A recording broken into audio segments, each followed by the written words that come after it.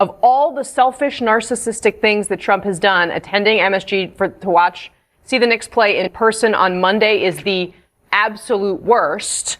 And it seems as though she agrees with Stephen A. Smith, who said this on ESPN this morning. Watch. This president has no business showing up in New York City. I am dead serious.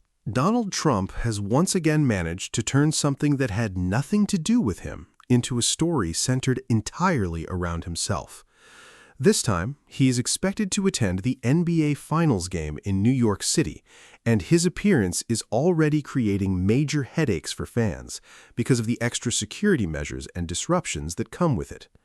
We're going to watch clips from CNN's Casey Hunt, where she and her panel discuss the situation and break down the impact of Trump's attendance. I also want to share my own perspective on everything being discussed. Let's jump right into it. Right now, a 5-block radius surrounding Madison Square Garden is virtually on lockdown ahead of Game 3 of the NBA Finals tonight. The area closed at 4 p.m. Eastern, with tip-off not scheduled until 8:30 p.m. Eastern Time. President Trump's attendance is historical. He'll be the first sitting president to attend an NBA Finals game. But that means security has been heightened, and watch parties surrounding MSG, the mecca of basketball, have been canceled. CNN's Mark Morales is outside the Garden. Mark, what is going on there? These tickets were already so unaffordable. People expecting to, be outside having watch parties, now disappointed too. Right, and it's really interesting over the last couple of hours because before this was an energetic crowd that was just kind of walking around here while we had security, but the closer we get to tip-off, the more you get this sort of rabid excitement that you're getting from fans, but at the same time, you're also getting this tightening of security. So if we can show you just a little bit of what we're talking about here, you'll see these barricades behind me. These are designed so that people can't climb up. You'll also see these white blocker cements on the bottom, so that's to prevent from vehicles to sort of do any sort of ramming attacks. And what we saw at 4 o'clock is these metal barricades. These metal barricades have gone up, and now they're not letting people cross to the next street. So this lockdown is actually is really taking shape now. And if you look over into the distance, you'll see these sanitation trucks. Those are there to also prevent from ramming attacks, as we've seen in other terrorist incidents. So this is all part of the posture that's been put together by the Secret Service and the NYPD to really put everything on lockdown. And as we get closer to tip-off, this is going to get tighter and tighter. Now, one of the ramifications of such a security plan means this very popular watch party that was right outside of Madison Square Garden can't take place today. And that's because it would be a massive security risk for the president to be here while that's going on. So we talked to some fans, and they have some feelings about it, because for those of you who couldn't afford to get into Madison Square Garden and pay those ticket prices, you at least had that. You could be that close to the Garden. But some fans are a little disappointed. Take a listen. I think people should still come out. I don't really think Trump should even be here, to be honest with you. He doesn't really claim himself as a New Yorker. We've been waiting for this for like how long? And, a lot of people can't afford to get into the game. I'm one of those people. So I was actually looking forward to going to one of these watch parties, and now I can't. He doesn't live here, and he's kind of pooped on us for a while. And, so I think this is our time, and he's distracting from our time. We've even seen TSA is here ready to do bag checks. And again, they're saying no bags at all, and arrive 2 hours before tip-off so you can get into the game. Casey? Sure. All right, Mark Morales, outside MSG. Thank you, Mark, for that. Is anyone here a New Yorker? No, we don't have any New Yorkers. Okay, well, they wouldn't give you credit for that, I don't think. But I mean, David Chalian, you cannot overstate what with the Knicks being their first hometown final in 27 years means. And I mean, the criticism of the president. Look, let's put up Ian Coulter. Of all the selfish, narcissistic things that Trump has done, attending MSG to see the Knicks play in person on Monday is the absolute worst. And it seems as though she agrees with Stephen A. Smith, who said this on ESPN this morning. Watch. This president has no business showing up in New York City. I am dead serious. It is selfish. It is narcissistic. It is ridiculous that he is coming to this game. I would say the same thing if it were Obama, George W., Clinton. I don't give a damn. We went back to Reagan. This is not a football stadium in some space in Texas where you got a whole bunch of outlays and all of this. This is the Garden. This is Midtown Manhattan. Now, if Ronald Reagan suddenly showed up, that would actually be pretty amazing. That would be a much bigger story than Donald Trump attending the game. Honestly, If the ghost of Ronald Reagan or even Reagan himself somehow appeared there, that would definitely grab everyone's attention. I would absolutely be tuning in to watch that. What say you?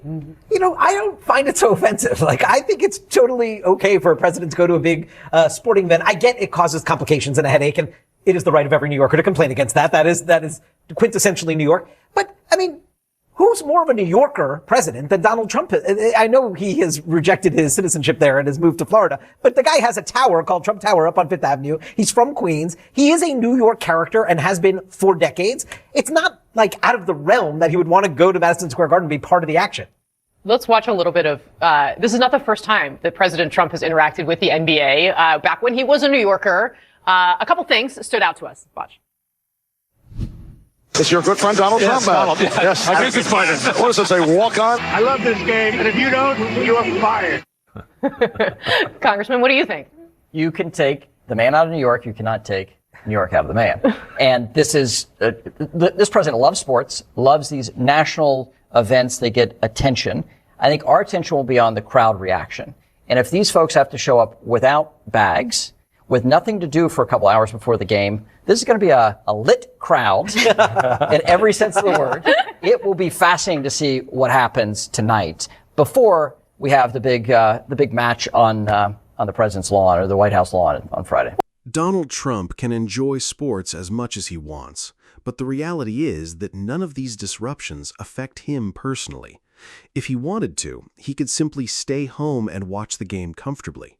The people who are actually being affected are the fans who paid for tickets and plans to attend.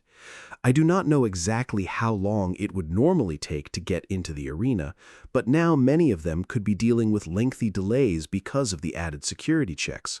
They are the ones being inconvenienced.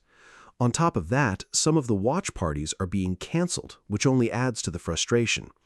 My view is simple. If you want to attend the event, that's your choice, but the watch parties and other activities should still be allowed to go on as planned.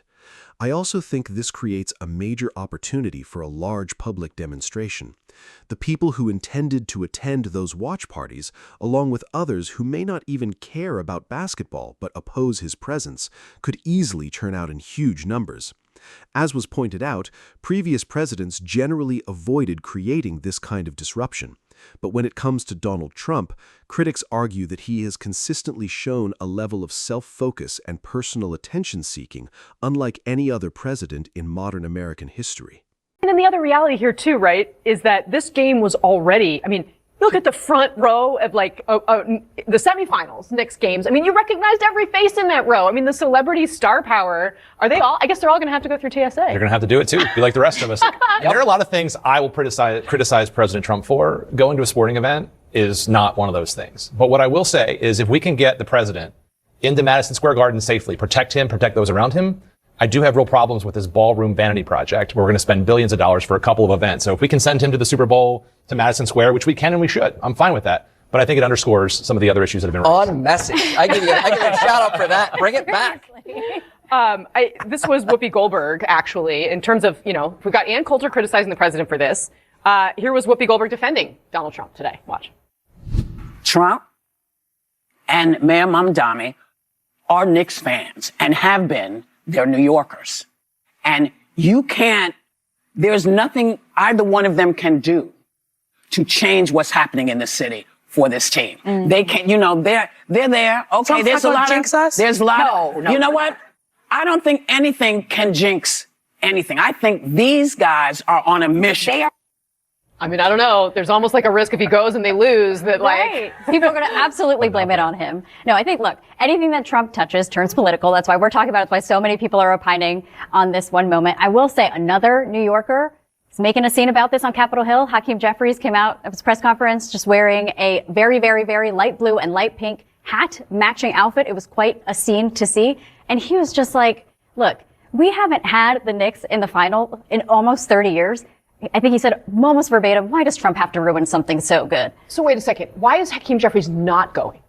There's votes at 6:30 p.m. tonight. And by the way, you got to maybe write he your own can't check. get in. You got to write your own check for those seats. That's not a giftable thing. Oh. So come up. Yeah. What's the cheapest seat? $10,000 or something like that now. So good luck. I mean, so that to me that does seem, David Chalian, like if there's political risk in this, right? It's just, I mean, and, he doesn't have to win an election in New York, so I guess what does it really matter? But it's like the Trump people in New York that are already having a hard time getting these tickets, right? It's like the firefighters and the policemen in Queens, and like they were all supposed to have parties around the Garden, be part of the celebration if they were to win tonight. Yep. And that whole thing is going to be changed because of what the president's doing. Yes, no doubt. And to Patrick's point about, the anticipated booing that we will hear, I think we're also going to have to suffer through a news cycle where the president's going to try to convince us that it wasn't booing and that he was actually, like it was a sea of love for him in the Garden when it wasn't. So we're going to have to go through the motions of this. Let's just focus on the game. Let's hope the Knicks win and move forward from there. Yeah, I mean, he should just be glad that he's, from New York and it's a Knicks situation and it's not the Sixers in Philly, because let me tell you. If this were the worst thing Donald Trump had done during his presidency, then people would consider themselves incredibly fortunate. In reality, this issue would rank far down the list of controversies and actions that critics have associated with him over the years. Still, many would argue that this situation perfectly captures who Donald Trump is.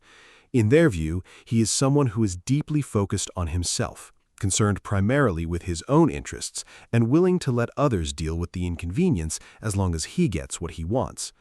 As I mentioned earlier, I would not be surprised if large numbers of people across New York City showed up to protest and make their feelings about him known. Now I want to hear from you. Do you think this is being blown out of proportion and is really not a big deal? Do you agree with the panel on Casey Hunt's show, who largely seemed to feel that Trump's attendance at the game is nothing worth getting worked up over? Or do you think he should step aside and allow the fans and the city to enjoy this moment without the added disruptions and security concerns that come with his presence? We all know that is probably not something Donald Trump would choose to do, but I want to know where you stand. Share your thoughts in the comments below, and if you enjoyed this video, be sure to leave a like and subscribe to the channel. Thanks for watching, and I'll see you in the next video.